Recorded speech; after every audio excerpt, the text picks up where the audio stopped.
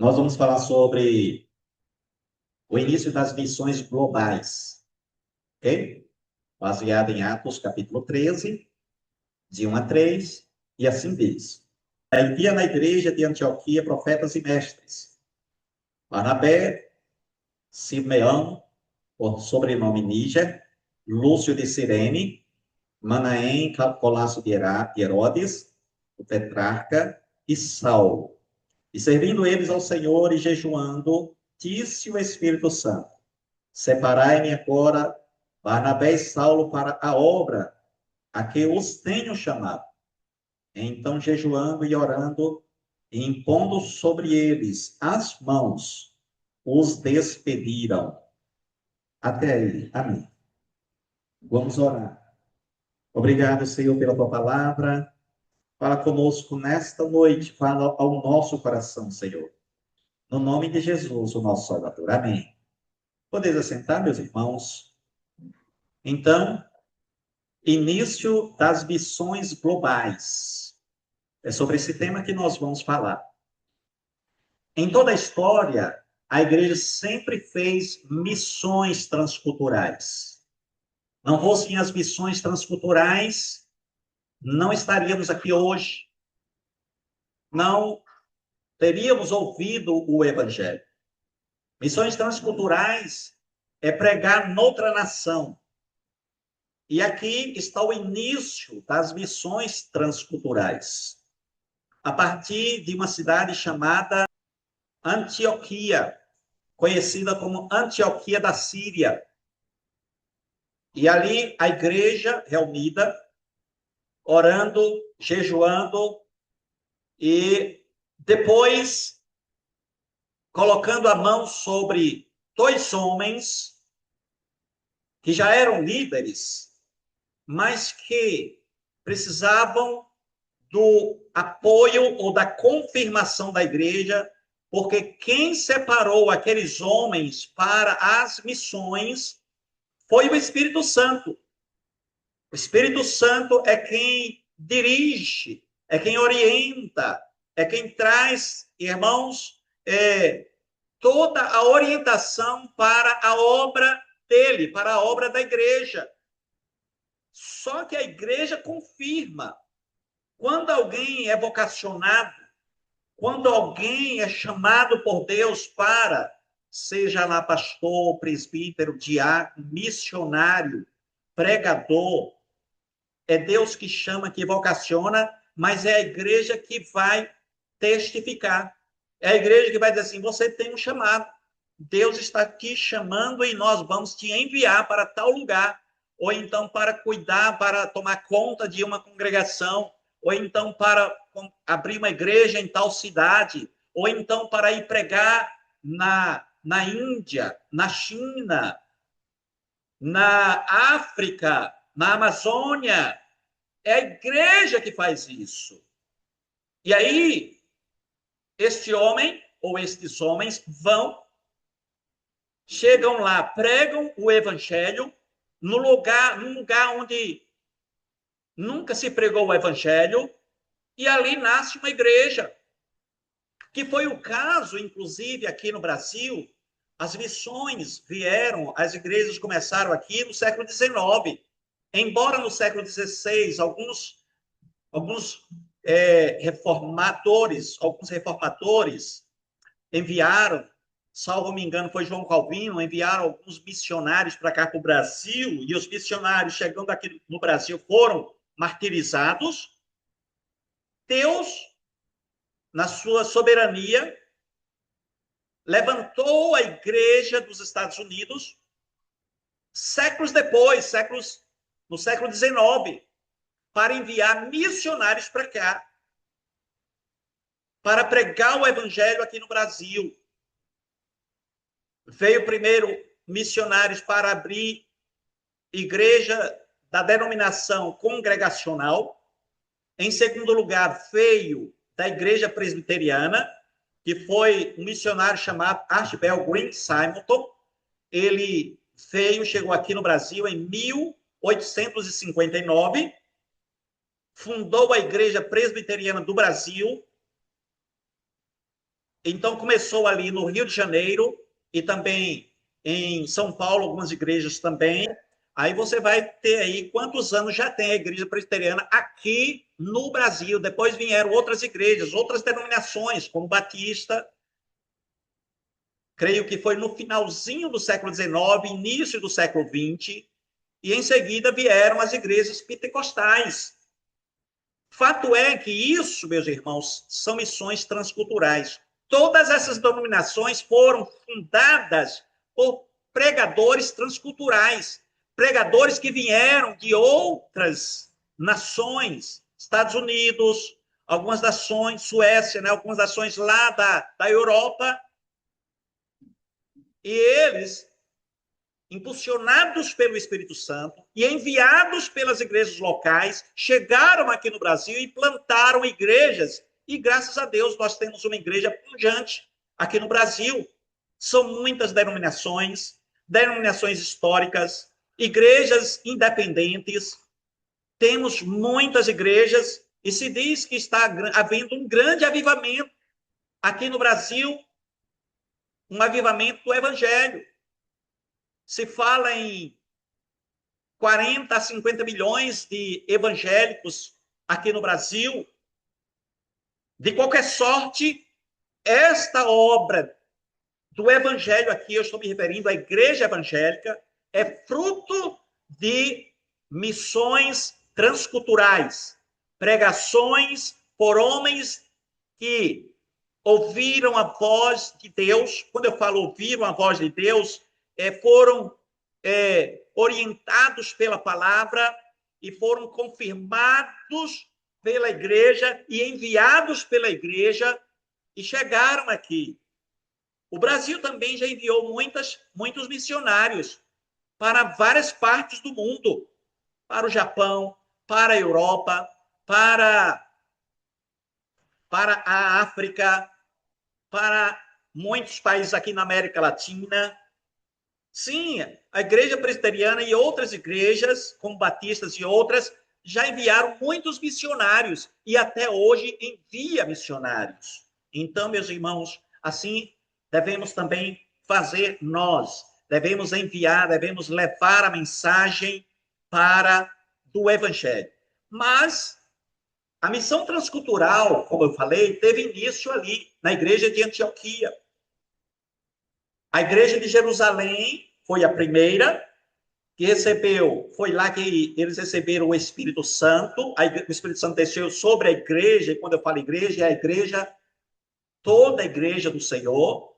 Então, tem lá Pentecostes, só que eu acredito que a igreja de Jerusalém pecou nesta questão de fazer missões transculturais. Eles ficaram acuados ali em Jerusalém.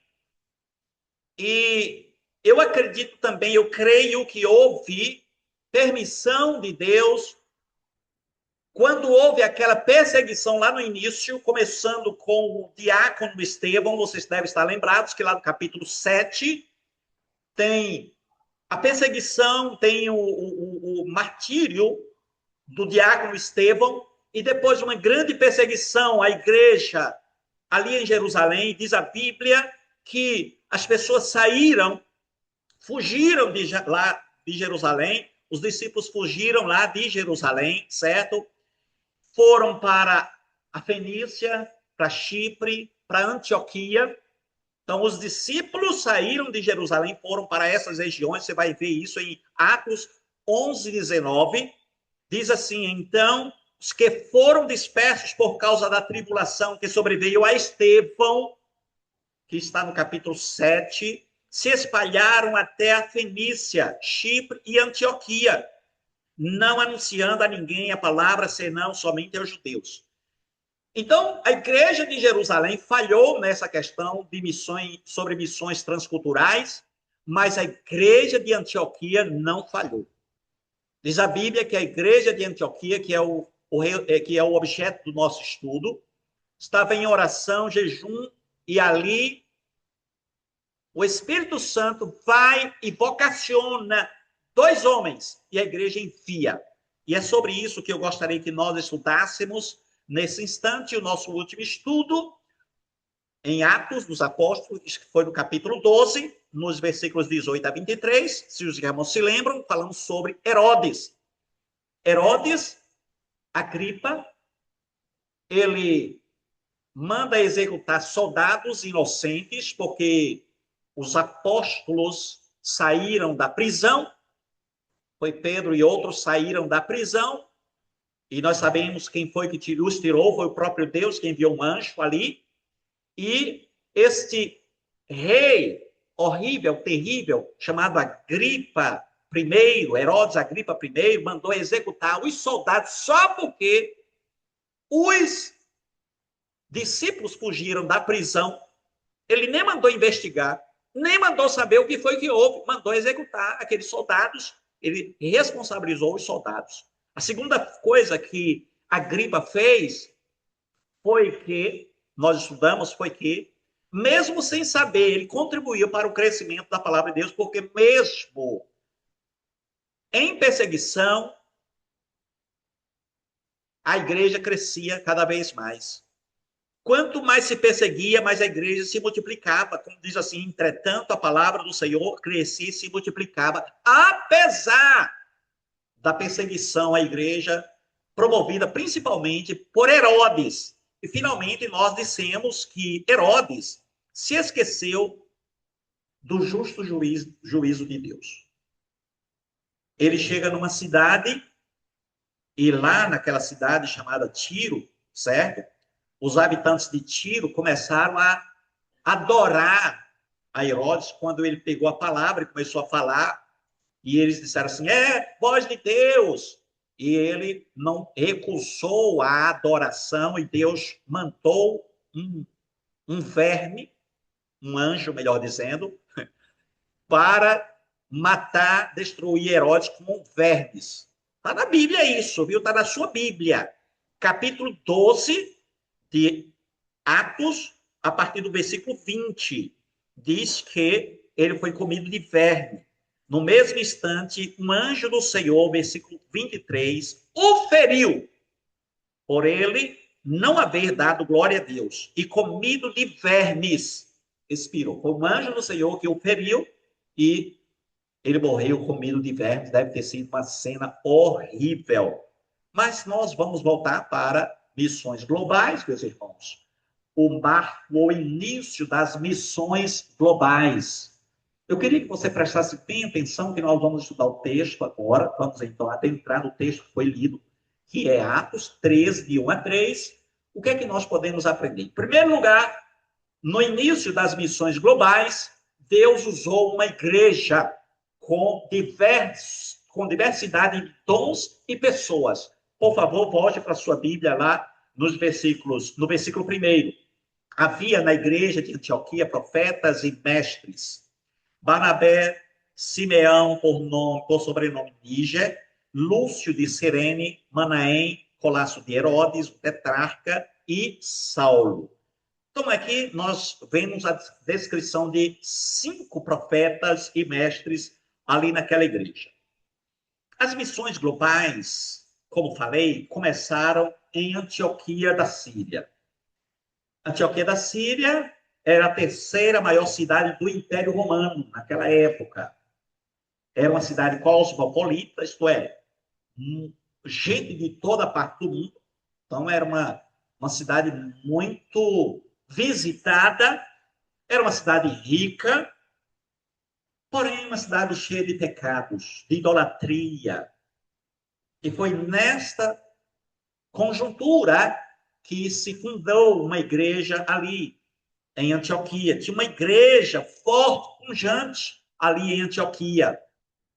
Então foi ali que os discípulos foram chamados, inclusive pela primeira vez, de cristãos, que está no capítulo 11, no versículo 26. A igreja em Antioquia era marcada, meus irmãos, por diversidade étnica, social e ministerial. Vou explicar isso aí, cada palavra dessa aí. Primeiro, ministerial. Uma igreja cheia de dons, como diz lá no início do texto. Havia na igreja de Antioquia profetas e mestres. Então, ministerial. O que era que tinha lá?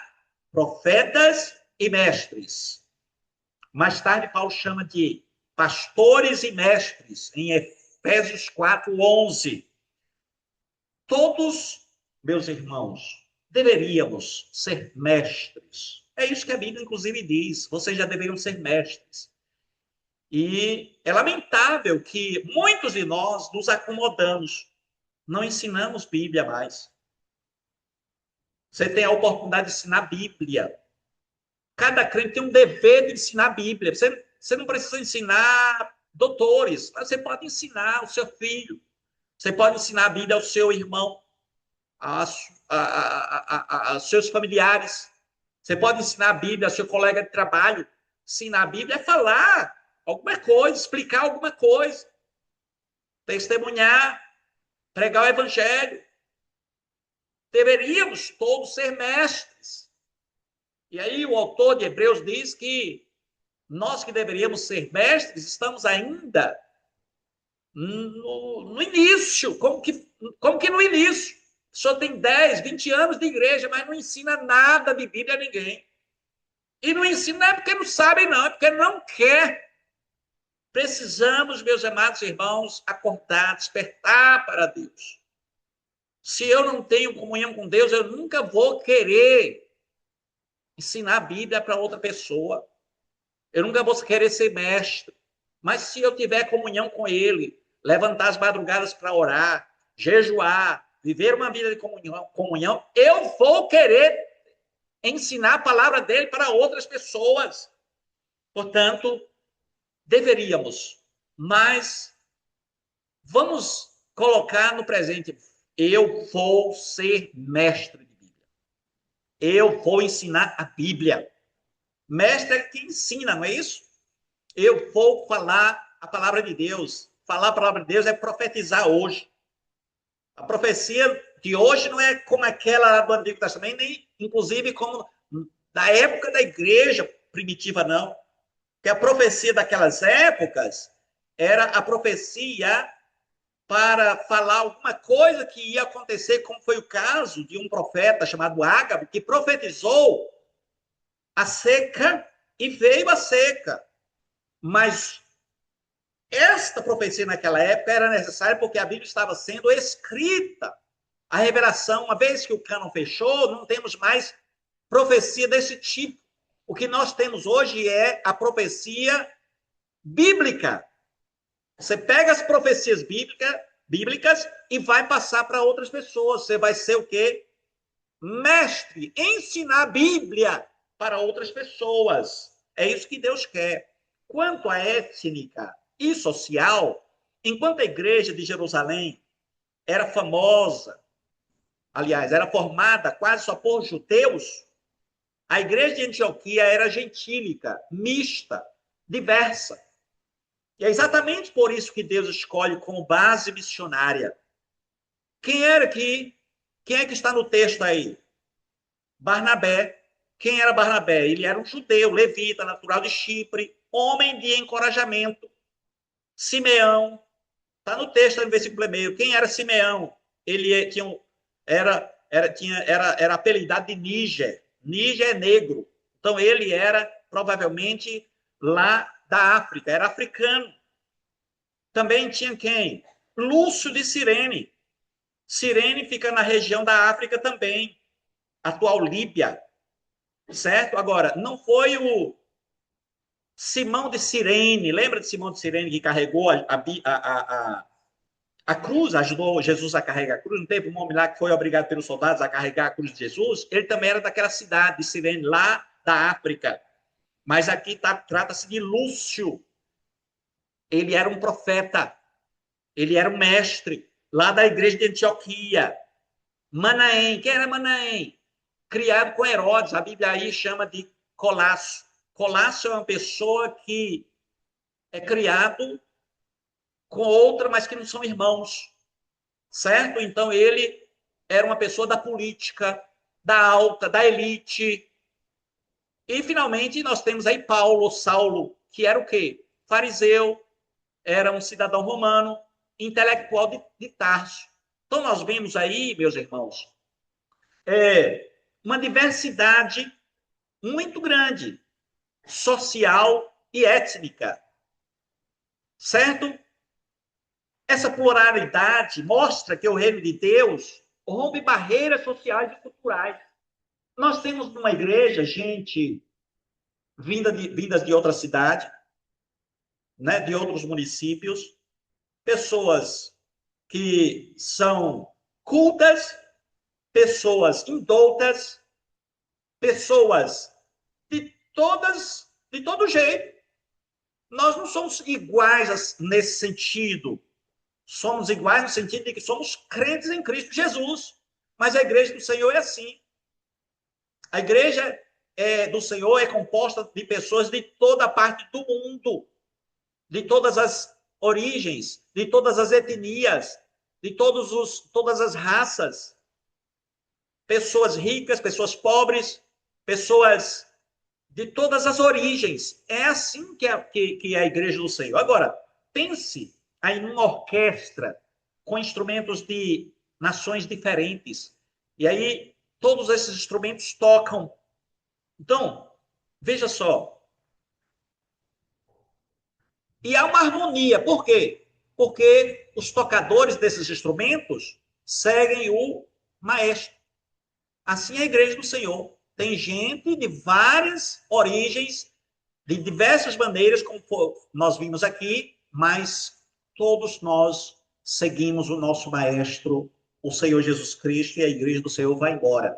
Então, a igreja de Deus, que Deus usa para missões, é uma comunidade unida na adoração, mas diversa em origens e tons. A igreja local deve valorizar a diversidade de seus membros, pois Deus chama pessoas de diferentes lugares para trabalhar juntas em sua missão. A Igreja de Cristo tem pastores e mestres. Segundo lugar, no início das missões globais, Deus chamou homens em meio à adoração do seu povo. Volte, por favor, para o texto, o versículo 2 diz assim: e servindo eles ao Senhor e jejuando, disse o Espírito Santo: separai-me fora Barnabé e Saulo para a obra a que os tenho chamado.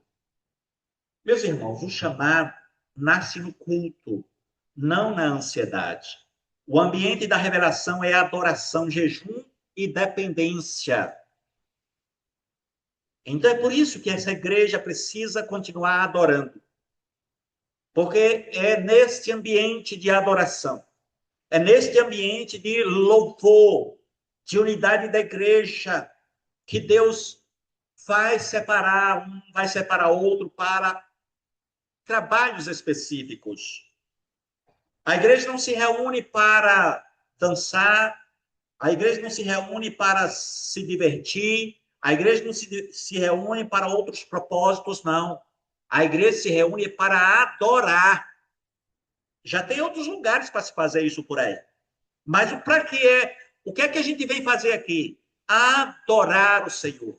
E neste ambiente espiritual de adoração, o Espírito Santo vai comunicando a outro, olha, você tem esse dom, você vai fazer isso, aquele outro vai fazer aquilo outro, e assim por diante.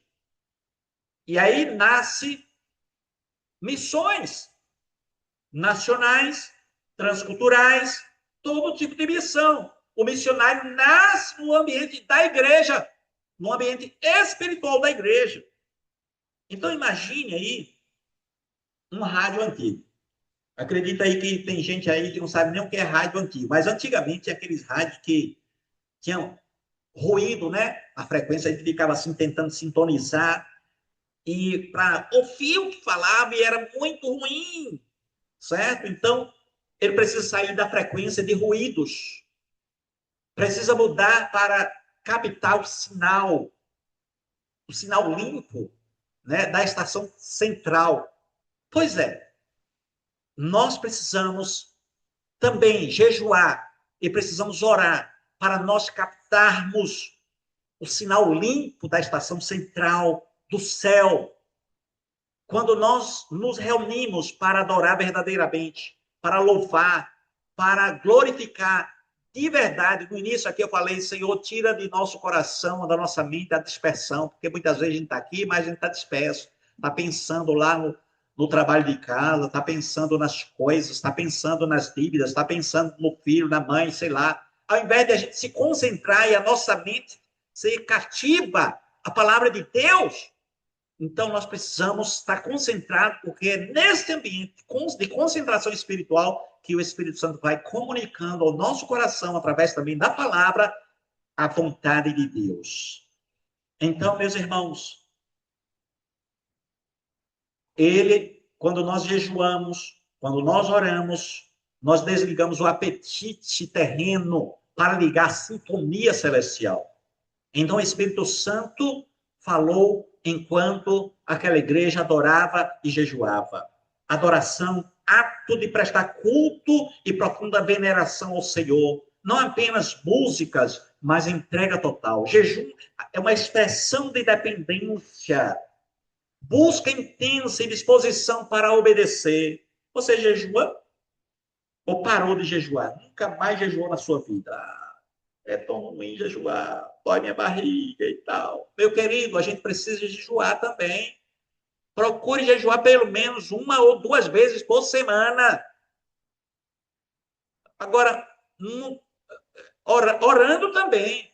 Senhor, eu quero me consagrar ao jejum nesse dia, porque eu quero buscar cada vez mais a tua vontade. E leia a palavra. Faça isso. É costume da igreja do Senhor. Pelo menos foi assim, desde que eu me converti. Me converti na mocidade, né, na minha adolescência, e sempre a igreja jejuou.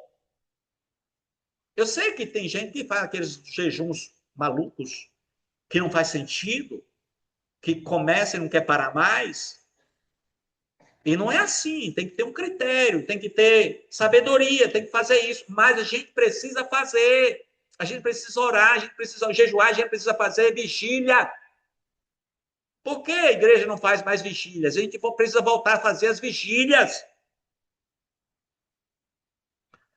Meus irmãos, Deus não fala no vazio.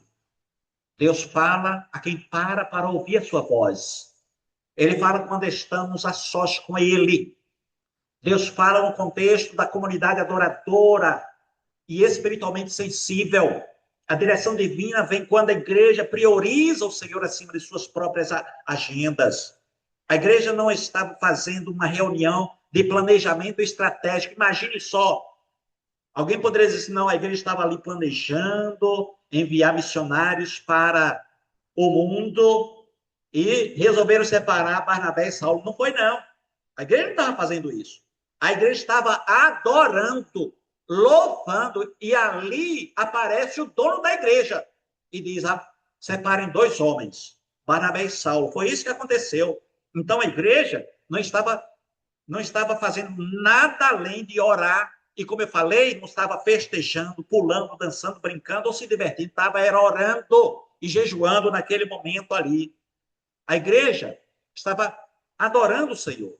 Então, meus irmãos, a missão nasce na adoração, no momento da adoração.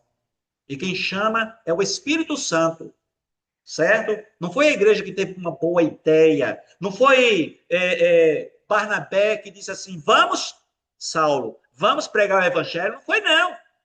Foi o próprio Espírito Santo que diz assim, separem 2 homens aí, Saulo e Barnabé. Agora eles estavam orando. Então o sujeito da frase aí é quem? É o Espírito Santo. É ele quem separa. Jesus já havia chamado Saulo, lembra? Lá no capítulo 9 de Atos, mas agora é o momento de ser enviado publicamente como missionário. Quem é que envia? É a igreja. Deus usa a igreja. E a igreja de Antioquia enviou 2 homens, Saulo e Barnabé, para as missões transculturais. Eles saem dali, daquela cidade, e vão, no caso, fazer a primeira viagem missionária. Teve ainda mais 2 viagens missionárias de Paulo. Aquela foi a primeira. E ele vai para várias partes do mundo daquela época. Então, o chamado, meus irmãos, aqui é possessivo. Disse o Espírito Santo, apartai-me. Quem foi que falou? Foi o Espírito Santo, apartem para mim. Separem para mim, Barnabé e Saulo, para a obra que os tenho chamado. São separados por Deus e para Deus, não apenas para uma tarefa. para a obra que eu os tenho chamado, diz a palavra. Deus já tinha uma obra específica preparada para aquela igreja. Então, missão não é fazer qualquer coisa para Deus, por Deus. É descobrir o que Deus já preparou. O que foi que Deus, o que é que o Senhor quer para a minha vida? É isso que nós devemos perguntar. Qual é o propósito de Deus para esta igreja? Qual é o propósito de Deus para cada vida, cada adorador nessa igreja? Porque Deus é quem comanda. É o Senhor que orienta. Muitas vezes a gente vai pela nossa própria conta e não dá certo. Então nós temos que pedir ao Senhor, Senhor, nos mostra qual é a tua vontade. O que o Senhor quer para nós? Então nós vemos aí três verdades. Primeiro, o chamado é divino. Segundo, o chamado é específico. E o chamado é comunitário. Então, os tem o chamado. Quem foi que chamou? O Espírito Santo. Então, o chamado é divino. Deus já havia preparado esses homens. O chamado é específico porque a expansão do evangelho aos gentios. Eles foram chamados para quê? Para pregar o evangelho aos gentios. Nas localidades onde as pessoas não eram judias. Então, quem não é judeu é gentio. E aí, este era o chamado específico. E o chamado é comunitário por quê? A igreja local reconhece, confirma e envia. É a igreja que faz isso. Deus escolhe e a igreja envia. Foi o que aconteceu aqui. Então, Deus chama, mas a igreja valida e libera. Não há missão sem envio da igreja. Precisamos, meus irmãos, cultivar uma cultura de adoração comunitária e jejum, certo? Onde a igreja busca a voz de Deus antes de tomar decisões estratégicas. Terceiro e último lugar, para nós encerrarmos. No início das missões globais, a igreja jejuou, orou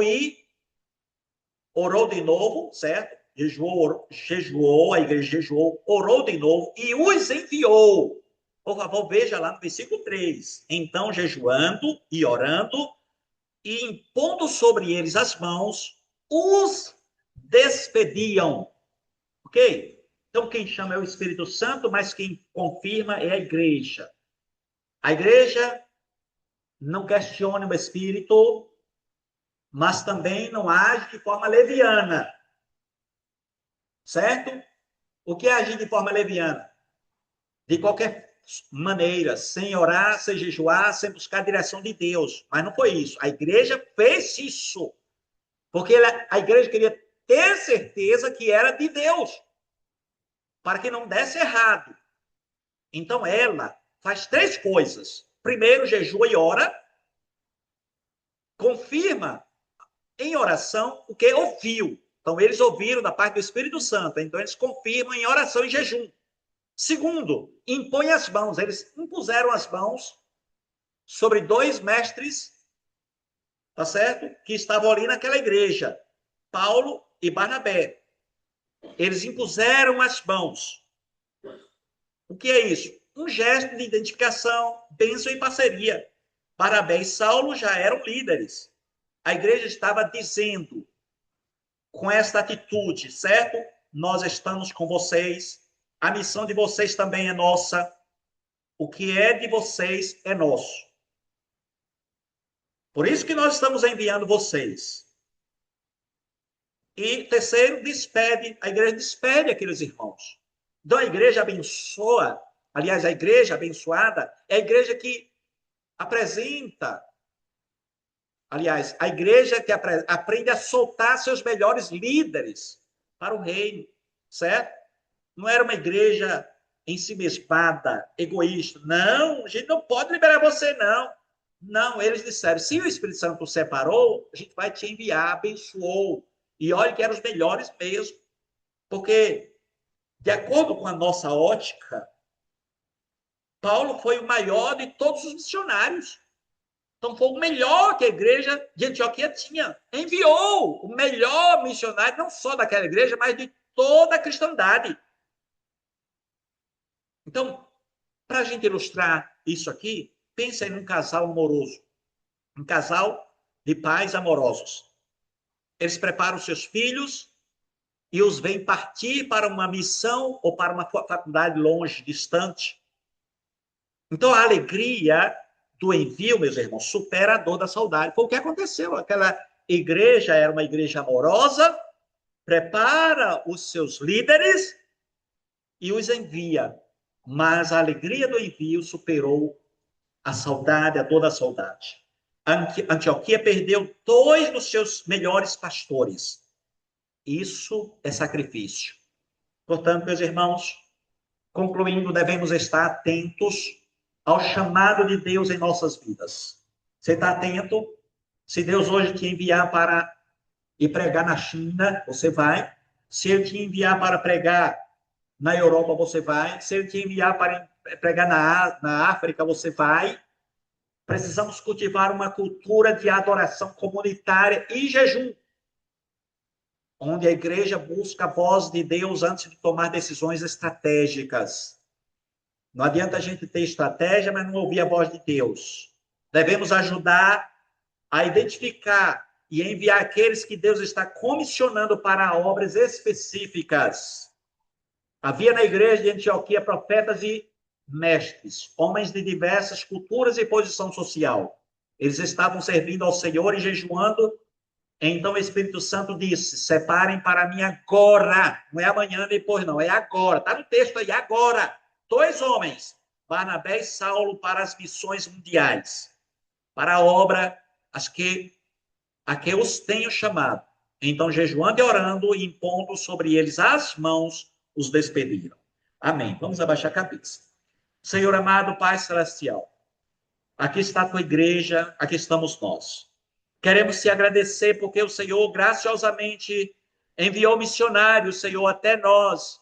E nós ouvimos o evangelho através desses homens que foram pregar, que vieram pregar aqui na nossa cultura, na nossa região. E nós ouvimos o evangelho e o Senhor graciosamente nos chamou através, Senhor, da pregação desses homens. Agora, pois, prepara a tua igreja, prepara homens, prepara mulheres para fazer também a tua obra, Senhor. Não sabemos exatamente quem são aqueles que vão ser chamados, enviados, mas o Senhor sabe.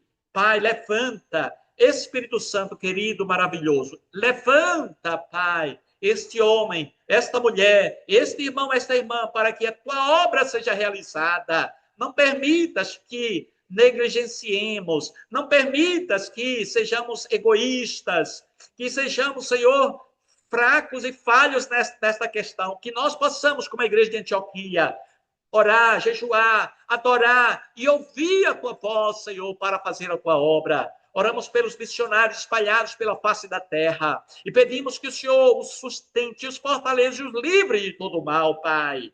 Tenha misericórdia, Pai, que a tua igreja, que a tua obra continue, Pai, e que teu nome continue sendo glorificado, Senhor. E nós te daremos toda a honra, todo louvor e toda exaltação, Senhor, em nome do Senhor Jesus Cristo. Amém. Amém. Vamos ficar de pé, como ser.